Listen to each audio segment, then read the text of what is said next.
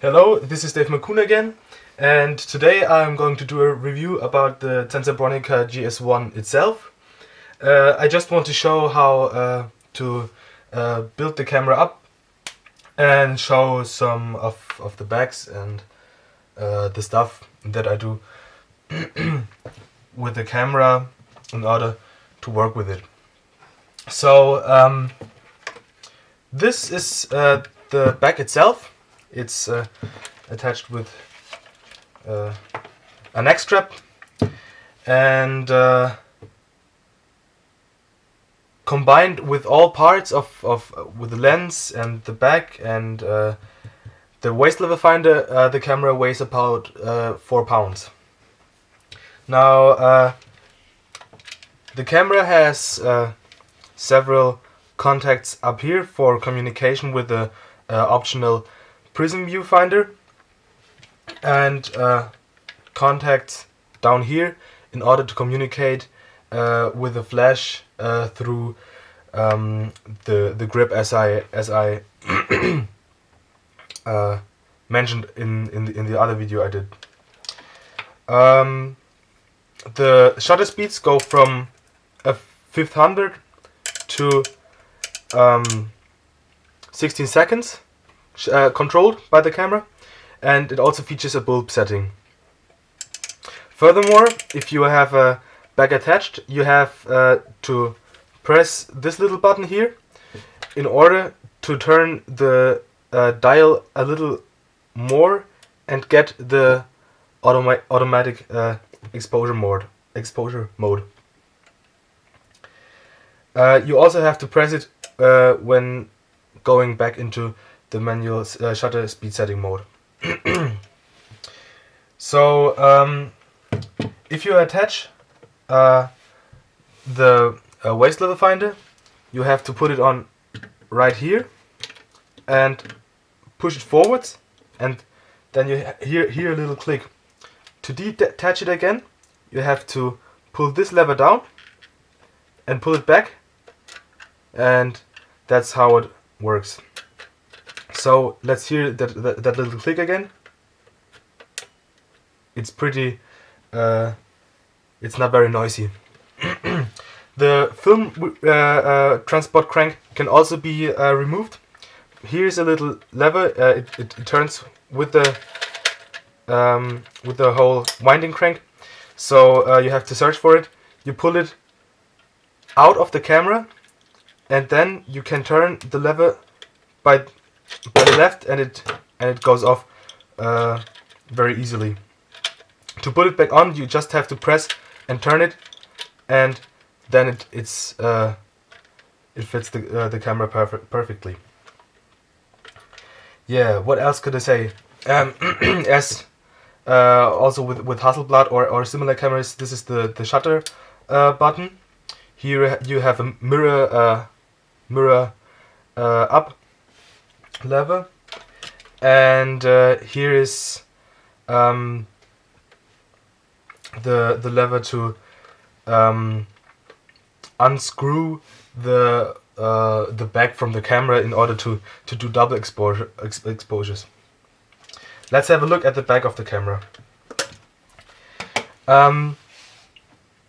You can see that here are tooth wheels for film transport. Here are also some further I say sticks in order to attach in order to recognize the attached film bag. Well, this is an example for a film bag. If you look down here, you also have tooth wheels here, so they are connected if the bag is attached, and here are hooks to fit the camera. This is the 6 by 4.5 bag. Well, I'll explain the bag shortly. Opening the bag works by pressing these two buttons down. opening the door and pulling this one out. And it's very important that you don't damage this, because it's for communication between the ISO setting and the camera. But it only works if you have one of the metering prisms attached, because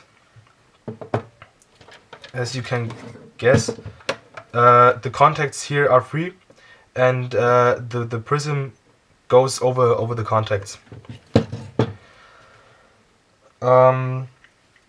Another thing to mention: this is one of the newer bags. You can see it by the black button. If you have a look at this bag, it's an older bag with a silver button. I'm not quite sure when loading the bag with film whether the bag should be screwed to 1 on the dial here, if it's as long as it's not attached to the camera, or as long as it's attached to the camera. I do the winding until 1 at the camera. Again, I want to excuse my English. As you can see, this is my second video, and English is not my natural language, so I'm doing my best to do the video for as many people as possible. So this is the 6x4.5 bag. This is the 6x6 bag, and here's the most common 6x7 bag. You can see the different sizes, I guess. Yes, you can. This is the largest bag. I unfortunately can't open it because it has film loaded. And interestingly, the bags can't the film slides can't be pulled out because there is a system to ensure that the slide doesn't go out that easy. If you have maybe a single slide like here, and you want to attach it to a bag, you probably can't, because there is this button down here, and if you try to put it inside, it won't work. You have to press this one down, and then you can slide the dark slide back in, and it's fixed again. Yeah. For the 6x4.5 bag, I've built a little mask for the viewfinder, because I don't have the screen with the lines, and as you can see, it's not very precisely, but I think it works for me. Yeah, so there's another bag I want to present. I also mentioned it in the system overview. It's the Polaroid bag. It also says Polaroid here, and it also features the contacts. This is the older bag, and you can set the ISO by 75 or 3000. And unlike the other bags, the dark slide can be pulled out without any problem. So you have to really look out that the dark slide is put in, and if you are going to purchase a film bag, sometimes these dark slides miss. So look that the film bag has the dark slide. Otherwise, you can't use the film bag properly. Another thing to mention is that if you attach the film bag to the camera, it will make the camera bigger. I hope it's possible to see it. And you have to pull this lever back in order to do multiple exposure, because the film winding crank won't transport the film with this bag. you have to pull out the film after each exposure. I had a few problems when loading the bag with film, and I still don't get it, but I'm going to try it again. But there's a little insert here which has to be pulled out, and it has to be clean. But unfortunately I can't tell more about that because I wasted 2 complete films of Polaroid because I didn't get how to work with that bag. So what else? Maybe I'll do another view on the lens. This is the 80mm 3.5 lens. It goes to around 1.85 feet or 55 centimeters, and that's pretty near for a lens that's in a normal range, I guess. This one is pretty rare. It goes down to f-stop 22. The Bronica lenses are always at wide aperture before doing an exposure. But if you want to control the depth of field, you have to press this little thing, and the lens, the aperture closes. Another thing to mention is that if you want to do long exposures, over 16 seconds, which are electronically controlled by the camera, you have to pull this one out and then push this to the side, and it shows T here, and then you are doing a time mode. So the exposure will stop as soon as you are going to operating the film winding crank. So you should cover the lens before ending your exposure.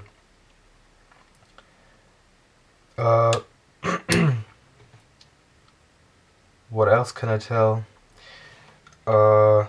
You can test if the shutter of the lens works, because the shutter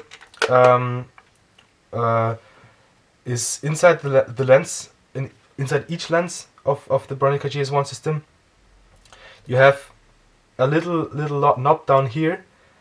You have to press it and then put this to the side, and the shutter will work at I think a 500th of a second. To crank the shutter again, just pull this lever to the side, and it'll work normally again. These contacts have to be clean in order to let the camera work with the lens.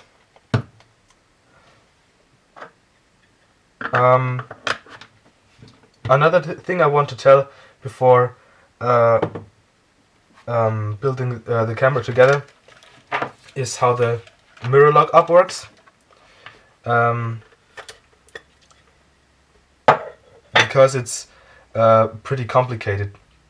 You have to pull this lever by this side, and then the mirror will flip up. But we should do this when the camera is fully built together, I think, or at least I have to put the lens on.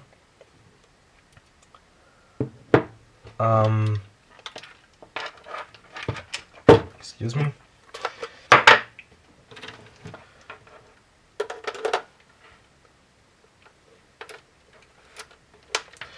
Okay. To switch the camera on, you have the switch right at the side. Then it shows on, and the camera won't work without any battery, which is down here.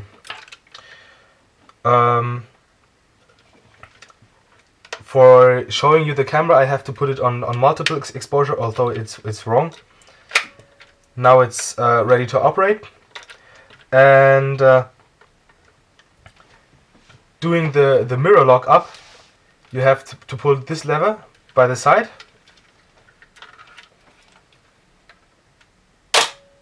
And if you are doing the photo, the aperture blades are closed, and the shutter blades as well. You have to do the exposure, and you just hear the click of the shutter inside of the lens. Now, before you are advancing the film, you have to think whether you want to have another mirror lock up or not, because now it is crucial to decide whether this lever is put back or not. Because if you are going to wind the film crank again, the mirror will flip up again. So in this case you have to do another exposure, and then you have to do this back, the lever, then advance the film, and now the mirror is flipped down again.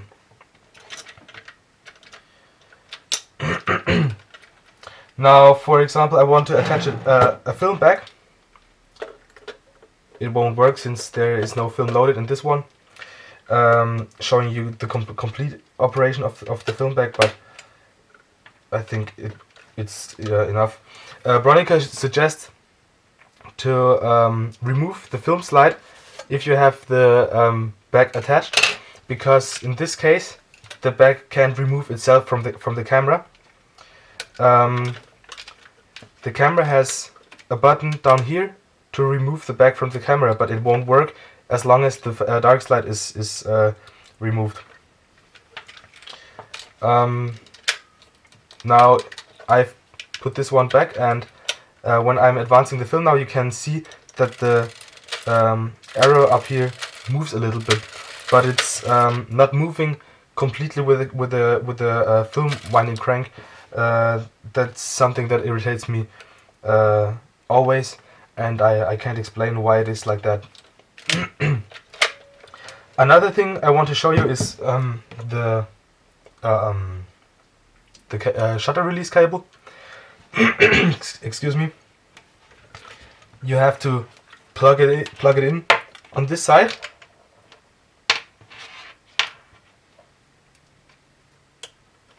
And now it's ready to operate as soon as you have the camera switched on. And now, if you press it down, the shutter will open.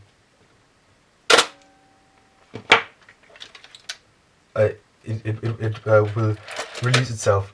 If you want to do a time exposure mode, turn the dial to bulk, and do not forget to pull this lever out. Slide it by the side, and then you are ready to do a time exposure. Now let's see if it works. Yes, the lens is open. I guess you won't see it by the camera. And now if you advance the film back, or if you advance the film, the lens should be closed normally. Yes, it worked.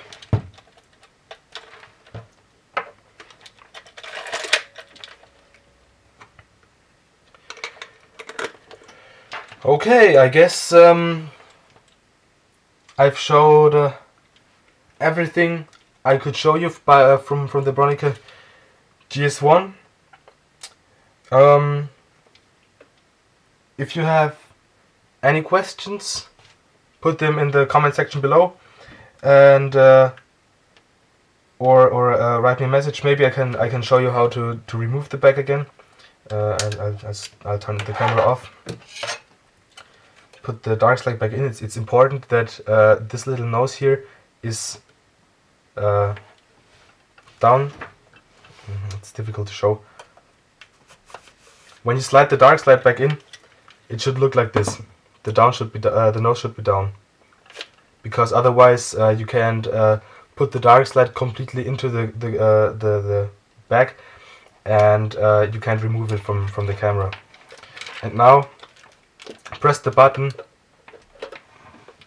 put it away like this, and that's everything you have to do. Also, if you want to remove the lens, pull this down, turn it by the left, and it's removed. But for now, I really think I have showed you everything this camera has to offer. Do not forget to keep these contacts clean. And yeah, like I mentioned, if you have any questions or comments, put them in the comment section, or write me a private message. And thanks for watching the video.